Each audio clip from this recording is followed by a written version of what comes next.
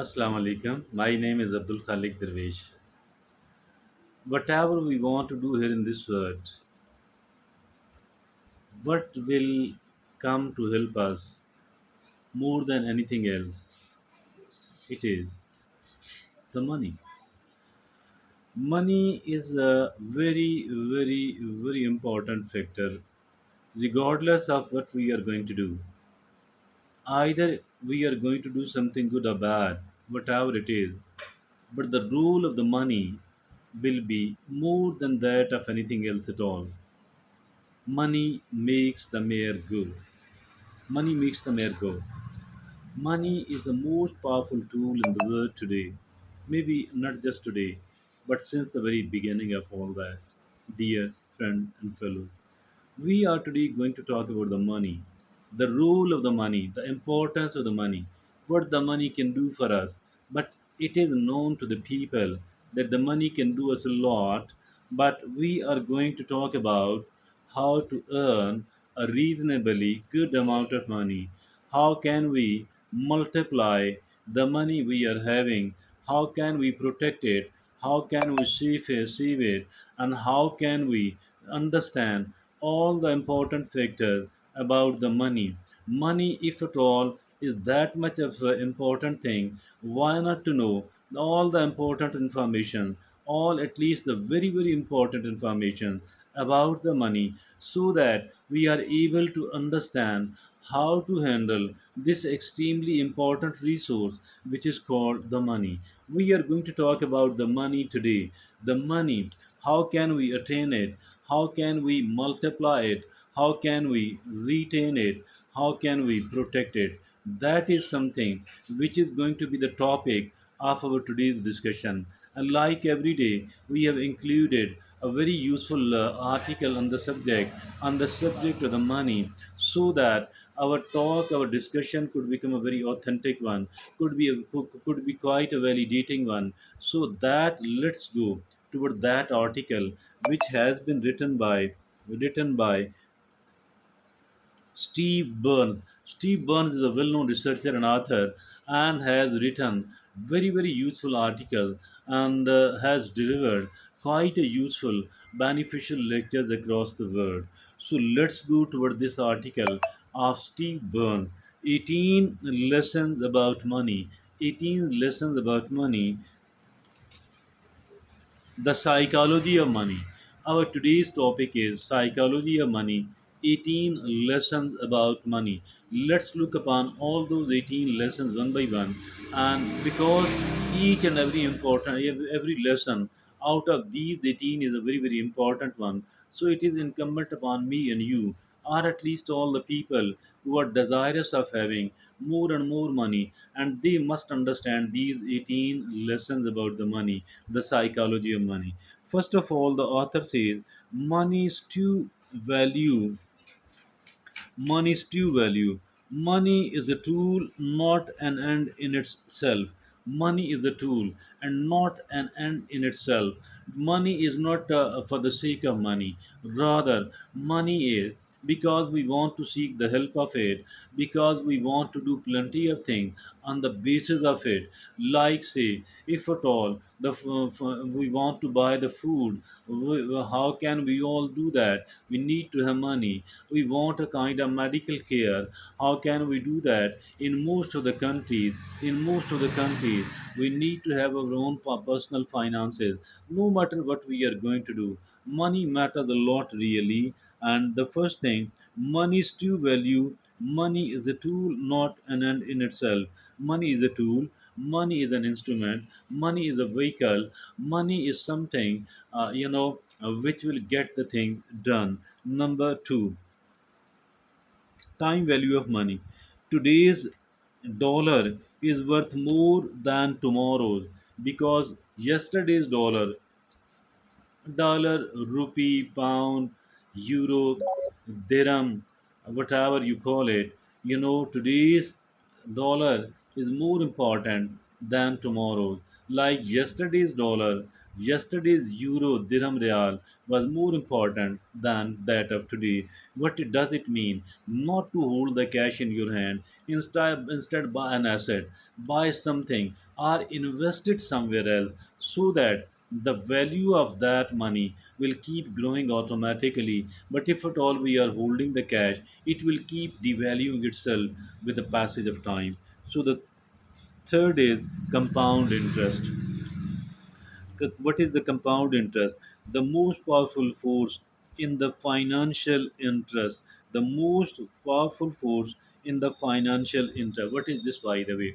I mean, if at all we have borrowed some money and we don't pay it on time, what is going to happen? We do have to pay the principal amount of money on the one hand, the interest on the other hand. Not only the principal amount of the interest, rather the interest on the interest as well. So that is what is called the compound interest.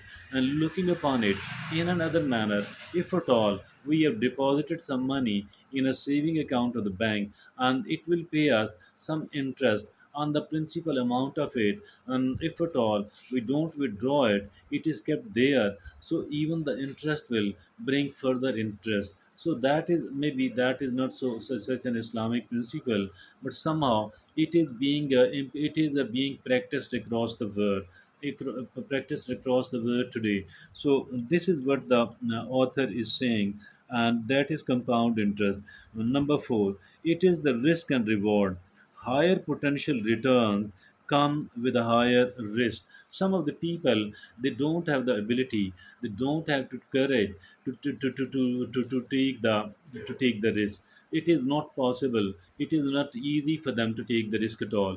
While another some of these people, they are seen, gambling. Mean, they are taking the risk in a style which is not well prepared at all, not a calculated one at all. So it is like a gambling more than risk taking. Risk taking, I think it is unavoidable, but I think we need to do it in quite a careful, quite a calculated, and quite a prepared manner. So that was the financial psychology, 18.4 out of those 18 points. Now the fifth is, dear friend, opportunity cost. What is this opportunity cost? Every economic decision has a trade off. Mean, what is meant by this? No matter what we are doing, whatever we are doing, there is a cost of it. There is a cost of it in the terms of money, and there is a cost of it in certain other ways as well.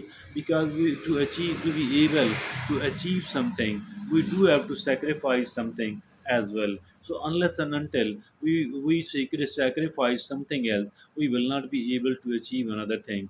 But what we need to do here is that let's look upon all that situation very well, and then sacrifice the smaller benefit for the sake of the bigger one. Now the eighth point is emotional investing.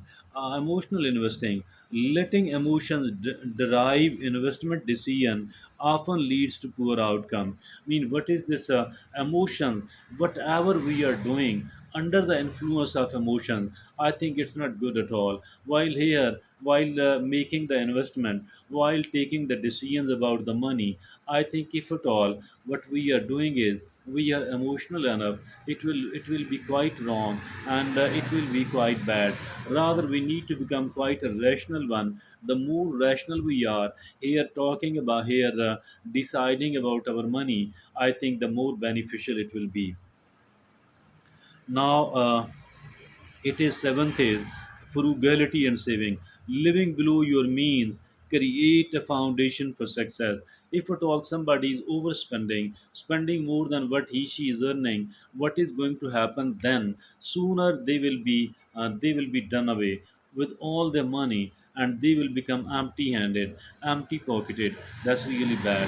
If at all we are spending less than what we are earning, and then investing this saving in somewhere safely, I think that's how we will keep growing as far our financial matters are concerned.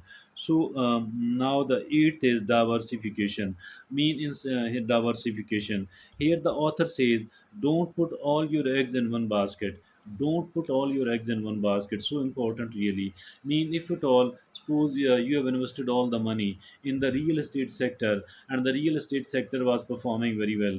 What does happen that only after some of the time, what the real estate sector goes into the back burner, and the people are not buying the property anymore, are only there are genuine buyers, and nobody is making the investment here in the real estate. What is going to happen then? All the money will be stuck. You might not be having the money even for your daily expenses. It has happened with me as well, and I'm a very small investor. Now, dear friends, look upon all that, diversification. Don't put all your eggs in one basket. Inflation, the silent order of purchasing power. Inflation, the silent eroder of purchasing power. So, what is this, by the way? Inflation, of course, mean ke, the things are getting dearer, and we need to pay more and more money for the purchases, purchases of the same sort of goods or the services. So, what is meant by this? Do not delay your purchases. Whatever you need, do it, or otherwise, tomorrow, only after some of the time, you have to pay more for that because of the inflation. And the 10th point is the rule of debt. Useful, useful, the rule of debt. Useful when managed, destructive when it controls you. Some of the people, they borrow money, and they invest all that money in a sensible manner. So what does happen? They keep growing, they develop a lot. Another, some of the people, they borrow the money for the sake of the luxuries. These people have to go bankrupt sooner. So I think we shouldn't be consuming the borrowed money on the luxuries, unnecessary items. Rather, we need to make a very wise investment for all that. So it is number 11, behavioral biases. Humans are not always rational with money. So look, all of us have certain biases. All of us have certain likings and dislikings. But when it comes to the money matter, I think we should be become totally and absolutely rational. All our biases, all our emotions, all our likings and dislikings must be put aside. All of that must be put aside, my dear friends and fellows. Otherwise, we are going to suffer a lot. Otherwise, we are going to suffer a lot. Never allow the emotion. Never allow the emotion to enter. To influence our financial decisions. And the 12th point is financial education. What is this, by the way? Knowledge is best investment. Dear friends, there is no doubt in it that knowledge, information, and education matters a lot. But all of these are important. But the financial information, financial knowledge, financial education, it is more important than any other type of information, knowledge, and education. And that is what we are doing at the moment. Now, the number 13 is liquidity and accessibility. Saving accessible funds for emergencies is essential. So, my dear friends and fellows, look, all of the money should not be invested in the long term businesses. We might need some of the money in the case of, of an emergency. So, some of the money must be invested in the thing which can be taken out, which can be disinvested instantly without any sort of delay. In this manner, I think and I believe that we will be able to meet our emergency needs without any sort of difficulty. If at all the money has been invested, all the money has been invested in the long term investments and businesses. So what will happen in the case of the emergencies? Let's say I have certain residential or other plot, and I want to instantly sell it. What is going to happen? The people who will buy it from me, they might buy it on 50 and 60% of its price. So there will be quite a lot of loss for me in that respect. So the number 13 is number 14 is the improve importance of planning. That's very important. Failing to plan is planning to fail. I think that was a very beautiful sentence. failing to plan is planning to fail. Mean if at all we have failed in planning, actually we have succeeded in failure. So that's very important actually. Now the you know the 15th point is sunk cost policy. So what is this? Post investment shouldn't influence future financial decisions. Sunk cost policy. Dear friend, if at all I have earned a very good amount, someone else have earned a good amount of money in one sector, it might not be a good sector anymore at all. So I think that we need to look upon our today's situation. Yeah, what is the best investment at the moment? What is the safer investment at the moment? Now the number 16 is delayed gratification. What is this, by the way? The ability to wait can lead to better financial outcomes. Some of the people, they are so impulsive that whatever comes out of their mind, whatever impulses, they are so weak, they are so weak of willpower that they feel to control themselves. Whatever emerges out of their mind, they instantly go for the gratification of it, but later on they do have to suffer. For example, somebody buy the thing on the impulses, so later on they might be feeling that I have wasted this amount of money because I shouldn't have bought this thing at all because it's not very important. But I am not very comfortable financially at the same time. So delayed gratification. Always control yourself. Once somebody is very cool-minded, then we need to think whether I need to spend some of the money here, whether I need to make this investment or not. Now the 17th is supply, demand, and market pricing. Supply, demand, and market pricing. Fundamental economic forces determining the prices of goods and services. Nothing is as important in the field of economy and finance as it is the supply demand. It is, for example, somebody is trading the vegetable and in the market, in the and they as a certain vegetable has arrived in the market in a very lesser quantity. What will happen? It will be sold at a very high price. Tomorrow, many of the people have bought the same sort of vegetable from other cities and they have brought it into this town. Now, when the bidding is going on, there are more sellers than the buyers. What will happen? The price of the same item will crash and the people might have to sell it at lesser than their purchases.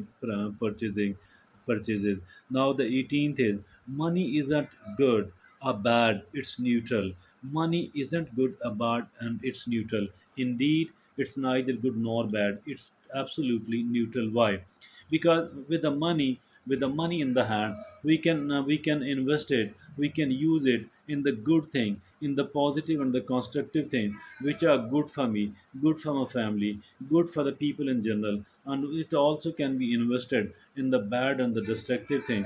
The people might buy the drugs for that, etc. It's alcoholic, somebody might become alcoholic, etc., or fornication, etc. So I think money is neither here. The author says money isn't good or bad, it's neutral.